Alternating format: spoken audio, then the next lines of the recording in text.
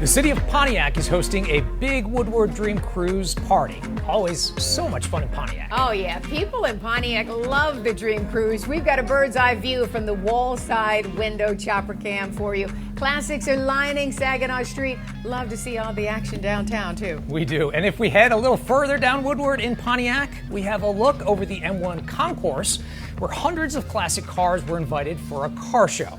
Hot rods and custom cruisers galore. Oh man, they're for the picking, right?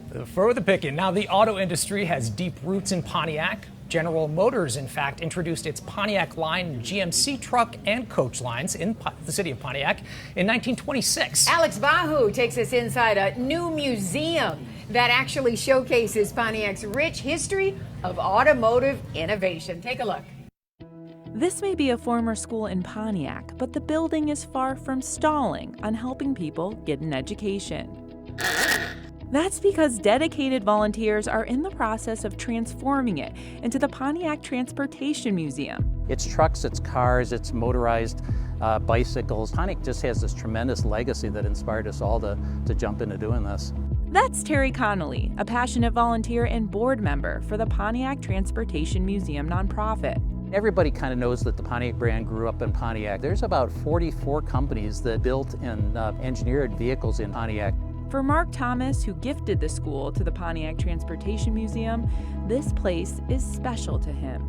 Not to know your history is like being a leaf that does not know it's part of a tree. All those people out there are going to know where they're from a little bit better, especially if they're from Pontiac. Inside the museum, you'll find rarities and one-of-a-kind rides. We have 2 Olympian brand cars. They were the only 2 Olympians in the world. They were built here in Pontiac. The Rapid truck itself is one of 4 in the world. There's also this 2010 Pontiac G6 sedan, the very last Pontiac to roll off the line. When you roll back the carpeting in the trunk and in the interior compartment and so forth, all the workers signed that car because they were all kind of emotionally affected by it being the last Pontiac, I think. The stories here are endless, revved back to life by every vehicle in this place and the volunteers who have put in years of work. And now, good news, a soft opening on Dream Cruise Day and more open times to follow.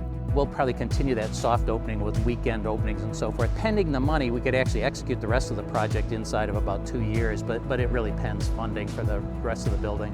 One major focus here will be STEM outreach and a possible restoration arm down the road to teach people more about vehicles and Pontiac's important history in the industry.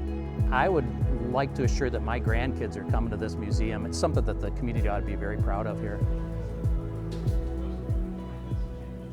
There's, of course, so much pride in Pontiac, and for a very good reason. And that museum is certainly a stop. If you haven't been there, you need to make it, right? Right. Of course, so much goes into the process before cars ever hit the road. Glenda and Brian have more on automotive design before the industry used computers.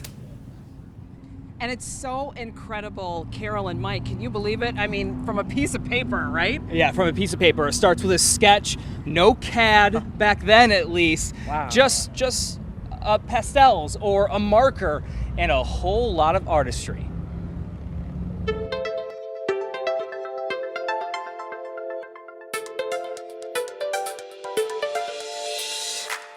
When you're doing it with the real stuff, you know, taking a piece of pastel and dragging it across, you know, that feel of the texture and getting it just right. It's mainly a visual sense of appreciation and success.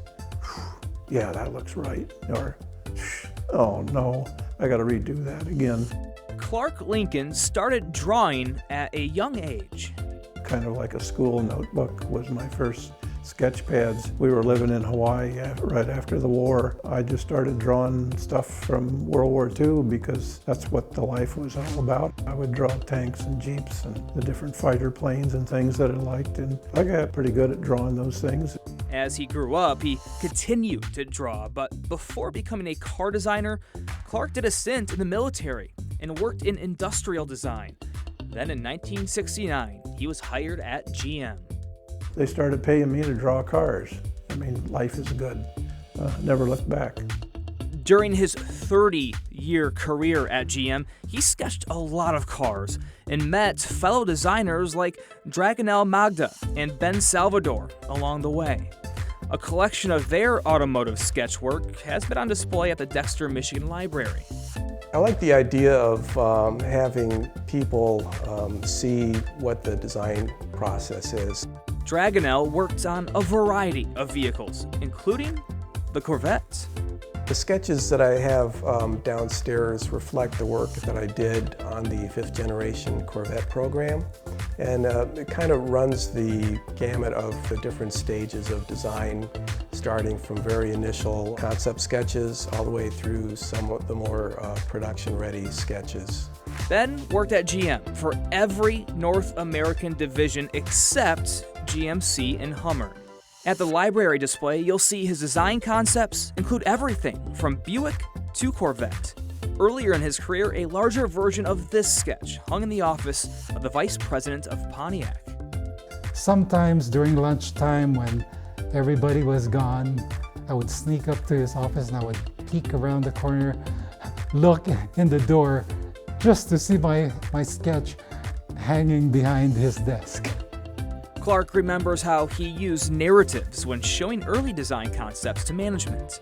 Why not make it look like an advertisement? He's got his mundane Chevy sedan sitting here, but look at the interest to the illustration, which would maybe catch the attention of certain managers or something. Not all designs get chosen, of course, but the ultimate payoff is seeing their design on the road. To actually see the product on the road is very fulfilling and very satisfying to see that. And G, you just hopped into this beautiful Corvette here. You see that name, Langenfelter, right across? Well, Ken Langenfelter joins me now. Ken, this is a pretty unique car. It's modeled like a 60s Corvette. Right. It is not. Now, Brian, this is a 2008 Z06 Corvette, and it's been, we call, rebodied to look like the old car, 1967. And so it's got a 427 under the hood, 660 horsepower. It's naturally aspirated.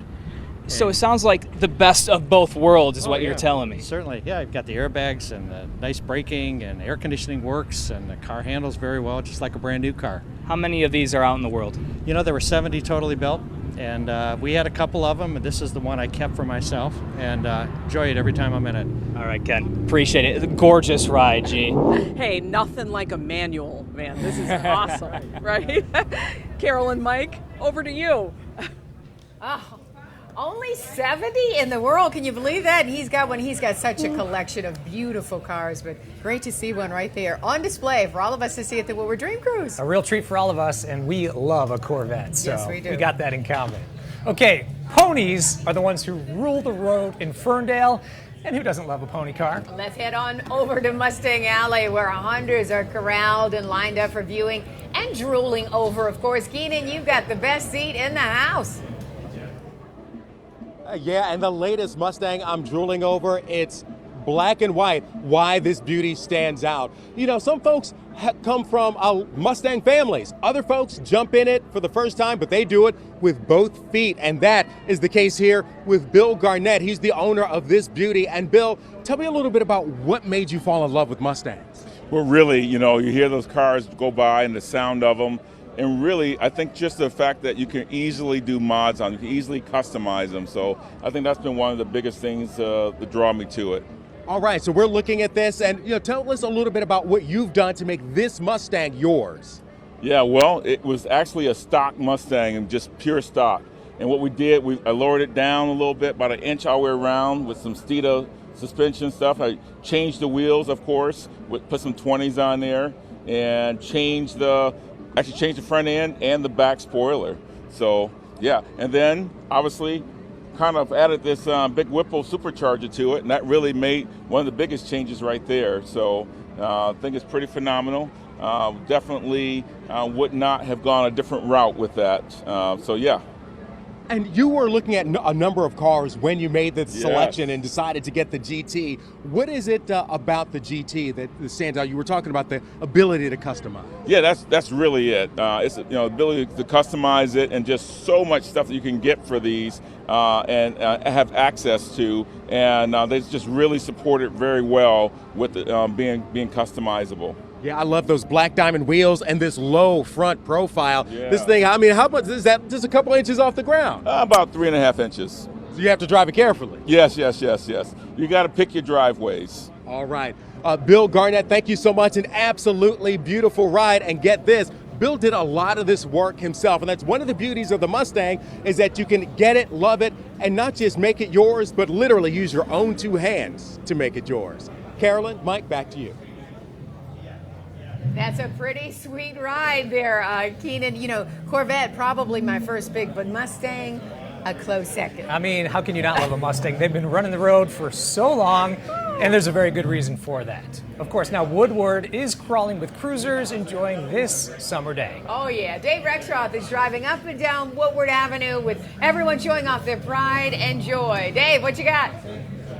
We are out here in Woodward. You gotta love flames. That's totally classic. Who is this? How you doing? Jim Quiggle. Jim Quiggle. Jan. Hey Jan, how are you? Having fun back there, guys? Grandson Austin. And all the kids in the back seat. Tell me about your car. It's a 1949 Ford. I've had it about 35 years. Pretty much original, but you know, I've upgraded suspension and motor, so it drive down the road. How many times you guys been cruising on Woodward? Oh, forever, since the 60s. There you go. Yep. Thanks, guys. Have fun. Yep. You're gonna have to unpack them out of the back pretty soon. Yeah. All right. Thanks. Have fun. Carolyn and Mike, this is fun stuff on Woodward for sure. Fun stuff for sure. Now, that is a classic with the flames and all. Oh, I love that. Gotta That's cool. love Like it. right out of a Dick Tracy novel. Yes. An unbelievable collection of cars is right in our own backyard. And you can see amazing vintage vehicles and so much more at Stahl's Automotive Collection in Chesterfield.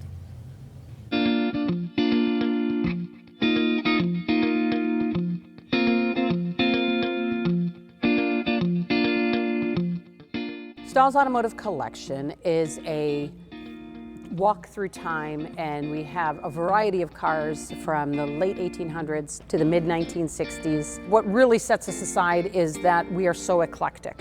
We have a total of 220 cars in the collection, but of those 220 cars, we have over 100 different makes. So you're not going to come in and see one certain style of car. You can walk up and put your hands on our drool rags and look inside the cars. Our drool rags are towels that have our Stahl's logo on them. We will put those towels over those cars so you can put your hands on them and look inside. My all-time favorite would probably be the 1931 L29 Cord. The lines, the colors, everything about that car is just screams elegance, and it's just beautiful. On the side panels of the doors, the passenger side has a crystal decanter set and bar, and the driver's side has a humidor with some cigars. The most unique ones that we've just recently brought on are the Apollo 13 space module, and it was used in the movie Apollo 13. Another one we got was the Chitty Chitty Bang Bang. It is one of the driving cars that was featured in the film. We're open every Tuesday 1 to 4. The first Saturday of the month is 11 to 4, and we have special hours that we also do. We have an event tab on our website that will show all the extra hours that we do. Our biggest event of the year is Veterans Day. That's going to be on Saturday, November 11th. We will be open to the public. We raise funds for the Guardian Angels Medical Service dogs. The Guardian Angels trains these dogs to assist the veterans with PTSD. We're trying to give back to them what they gave to us. We have world-renowned organist David Wickerham that will be here to play the Wurlitzer Theater organ. Everybody is welcome, and if anybody wants to participate and cannot attend that day, we will have our Veterans Day tab on our website that they'll be able to click and go through PayPal and donate as well. So many historic places you have to go and visit if you haven't done so already. You know, a stretch of the cruise is in Bloomfield Township. Classics are cruising down Woodward. And we are looking at Woodward near Square Lake. Now, this is an area to take a turn off the highway. Check out the beautiful homes that make up Bloomfield Township, which is 95% residential. The township is a great place to live and a great place to cruise. You got that right.